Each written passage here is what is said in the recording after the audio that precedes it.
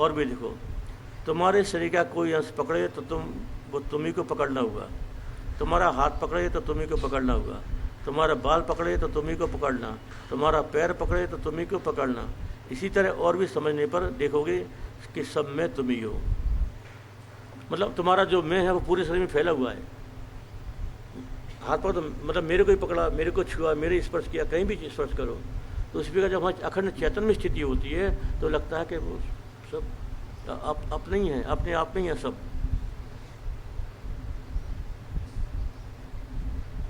स्थूल शरीर में ही देखो एकमात्र तुम्हें छोड़कर और कुछ नहीं है।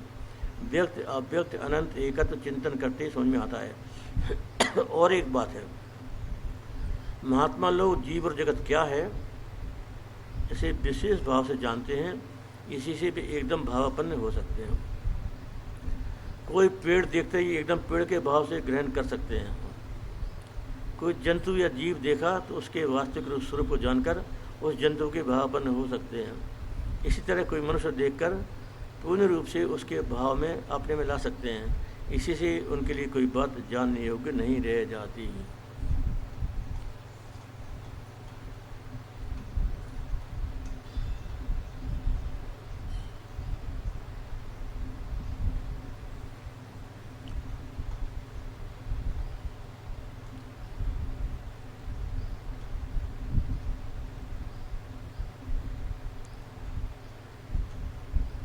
सोने में आभूषण कितने प्रकार के होते हैं, कोई गिनती नहीं।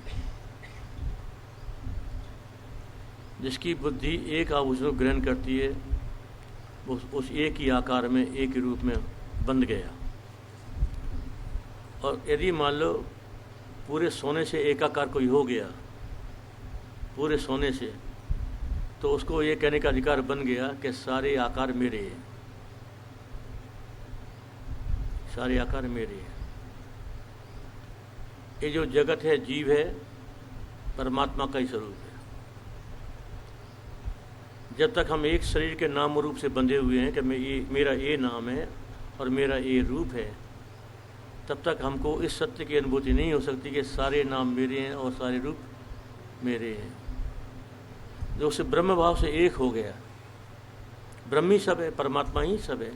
यदि कोई परमात्मा भाव के साथ एक हो गया, उसका देव भाव, परछिन्न भाव छूट गया, उसकी ये अनुभूति हो जाती है कि सारे नाम मेरे हैं और सारे रूप मेरे हैं। जैसे सोना और आभूषण, जल और तरंग, मिट्टी और घड़ा, तो उपादान कारण से एक होने पर उसके जितने कार्य हैं सबसे एकत्व का बोध हो जाता है दृष्टांत में।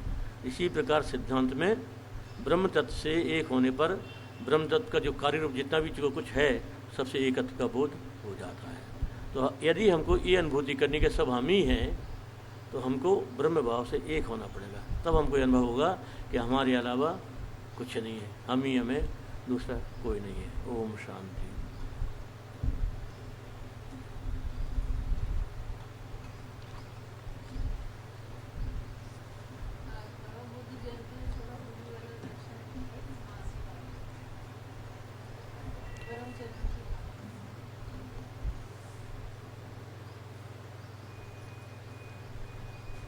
क्या टाइम हुआ?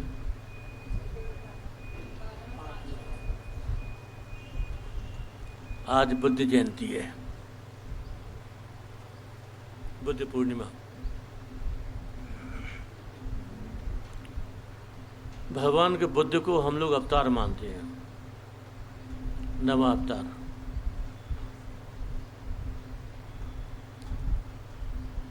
उन्होंने ये अवतार क्यों ग्रहण किया? हर अवतार का एक उद्देश्य होता है। परित्राणा साधूनां विनाशाय दुष्कृतम धर्म संस्थापनार्थाय संभवामि योगे योगे। ये सामान्य उद्देश्य। भगवान अवतार लेकर दुष्टों का संहार करते हैं, सज्जनों की, साधु पुरुषों की रक्षा करते हैं और धर्म की स्थापना करते हैं। भगवान बुद्ध ने तो किसी दुष्ट का संहार नहीं किया, किसी साधु पुरुष की रक्षा नहीं की, धर्म की स्थापना करते हैं, तो किस धर्म की स्थापना की, एक प्रश्न उठता है। आज चूँकि बुद्ध पूर्णिमा है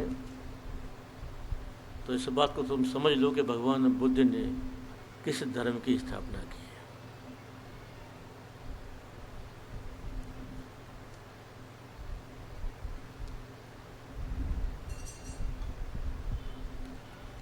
भगवान बुद्ध के एक बहुत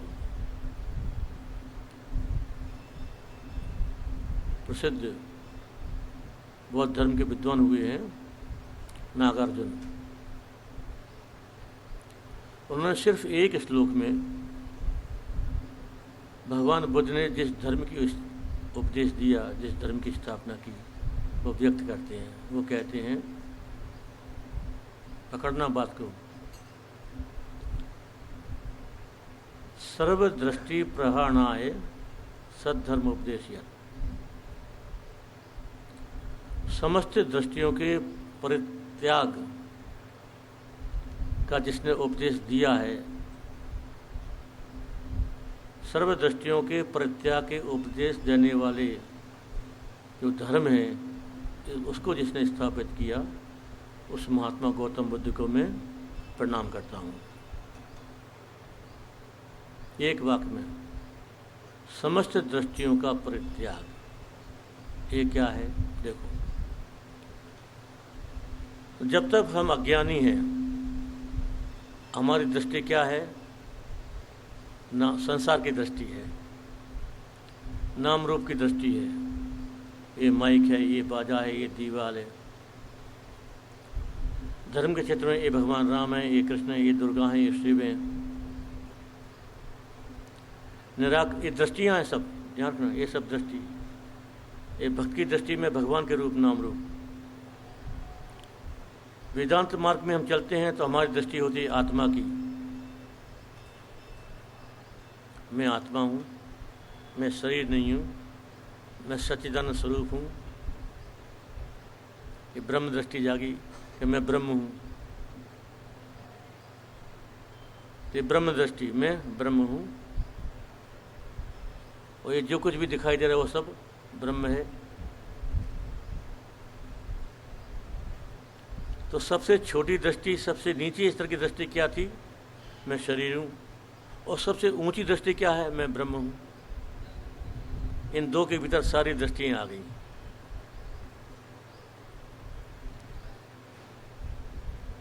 नागार्जुन कहते हैं सर्वदृष्टि प्रहाणाय, सर्वदृष्टियों का परित्याग। मतलब तुम अज्ञान की दृष्टि भी छोड़ो और ब्रह्म दृष्टि भी छोड़ो, तो सारी दृष्टियों को छोड़ने के बाद जो शेष बचेगा उसका उपदेश नहीं हो सकता।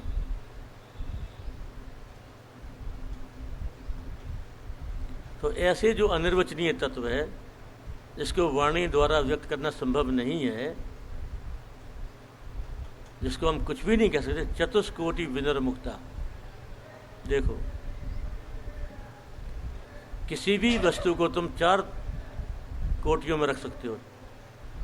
कोई वस्तु है, जैसे चश्मे का केस है, एक दृष्टि, ये नहीं है, 2 है भी और नहीं भी, ये 3 है भी नहीं भी नहीं, ये 4। इन 4 के अलावा और कोई तरीका नहीं है कि तुम किसी चीज़ को बता सको, इन 4 के अतिरिक्त। तो महात्मा बुद्ध कहते हैं, भगवान बुद्ध कहते हैं कि जो परम चरम तत्व है, ये चरम शब्द माने दिया है कि परम तत्व तो ये है कि तुम परमात्मा हो, ये जगत भी परमात्मा का स्वरूप है, सब भगवान है, ये परम है। और चरम क्या है? जहाँ तुम्हारा ये कहना भी बंद हो जाता है, जब तुम कुछ नहीं कह पाते, कुछ सोच भी नहीं सकते, कुछ अनुभव भी नहीं कर सकते। ध्यान रखना, क्यों? अनुभव भी तुम्हारे मन के भीतर ही होगा, मन के बाहर कोई अनुभव नहीं है। जब तक तुम हो तब तक अनुभव है, जब तक मैं हूँ तब तक बाहर का भी अनुभव है और अपना भी अनुभव है। बाहर का अनुभव मिटा करके अंत में समाधि में भी मैं मेरा अनुभव कर रहा हूँ, मैं ही मैं हूँ। भगवान बुद्ध कहते हैं, जो तुम्हारा ये अनुभव जब खत्म हो जाएगा कि मैं हूँ, तो सर्वदृष्टि प्राणा, सब दृष्टियों का प्रत्याग हो गया। बस जो बचा, माँ कहती हैं जो है सो है। जाता बंगला में, जाता जो है सो है। एक बड़ा अच्छा प्रश्नोत्तर इसी संदर्भ में। माँ से पूछा, माँ भगवान का रूप कैसा है बताओ? बोले तुम जैसा चाहो वैसा है। बोले हम जैसा चाहें वैसा? ये तो हम जैसा चाहें वैसा, लेकिन उनका अपना रूप भी तो कोई होगा। माँ क्या कहती हैं? माँ कहती हैं उनका अपना रूप वे जो है सो है, वे जो है सो है। Reality as it is.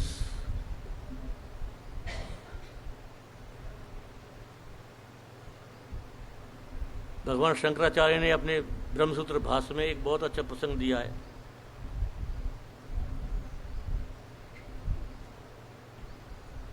एक जिज्ञासु, ब्रह्म जिज्ञासु महर्षि बाष्कली, क्या नाम था? तो बाद में कौन? बाद में एक ब्रह्मवेत्ता ऋषि के पास गए, हाथ जोड़ के विनम्रता से पूछा, भगवान मुझे ब्रह्म तत्व का उपदेश कीजिए। मैं जिज्ञासु हूँ, मेरी कोई मांग नहीं है, मुझे केवल ब्रह्म चाहिए, ब्रह्म की प्राप्ति, उसका उपदेश आप करो। जो गुरु थे वो चुप रहे। उन्हें समझा शायद मेरी कोई कमी पूछने में, फिर विनम्रतापूर्वक किया, साष्टांग प्रणाम किया, मैं जिज्ञासु हूँ, मुझे ब्रह्म तत्व का उपदेश दीजिए। वो फिर भी चुप रह गए। फिर तीसरी बार उन्होंने प्रश्न किया, मुझे शरणागत हो, हम शरणागत हो, मैं शरणागत हूँ, आपका शिष्य हूँ, आपका गुरु रूप में वर्ण करता हूँ, मुझे ब्रह्म तत्व का उपदेश कीजिए। तो गुरु कहते हैं, अरे मैं उपदेश तो कर रहा हूँ, अब तू समझता नहीं है तो मैं क्या करूँ? मैं उपदेश तो कर रहा हूँ, लेकिन तू समझता नहीं है तो मैं क्या करूँ? ये है उपदेश। तो गुरु शिष्य को ये बताना चाहते हैं कि उस ब्रह्म तत्व का वास्तविक उपदेश नहीं हो सकता। जो अनुभव से भी परे की बात हो, भगवान बुद्ध जो कह रहे हैं कि जहाँ कोई अनुभव भी नहीं है, प्रकृति के भीतर ही सारे अनुभव हैं, प्रकृति के बाहर कोई अनुभव हो ही नहीं सकता। तो जो ऐसा अनुभवातीत कोई कुछ है, क्या उपदेश करेंगे उसका? तो बाकी सब तो एक उस तक पहुंचाने के रास्ते हैं। ब्रह्म तत्व का जो उपदेश होता है वो भी असली ब्रह्म तत्व को पहुंचाने का एक रास्ता है, एक मार्ग है, वहाँ तो कुछ नहीं है। तो ऐसे तत्व का भगवान बुद्ध ने उपदेश किया, ऐसे धर्म की स्थापना भगवान बुद्ध ने अवतार में की। उनका ये प्रयोजन था, धर्म की स्थापना। धर्म संस्थापना अर्थ है वो ऐसा धर्म है जो मन वाणी से परे है, चारों कोटियों से परे है, जिसका कोई उपदेश नहीं हो सकता। भगवान बुद्ध की जय।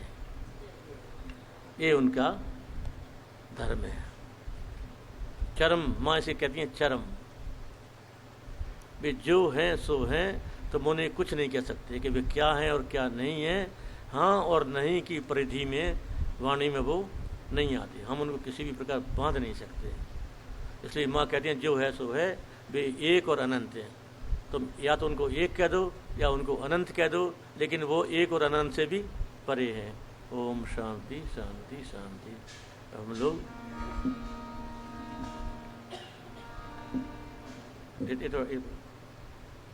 पकड़ दे, क्या हो रहा है? कल माइक ठीक करना, माइक बहुत गड़बड़ कर रहे हैं सब।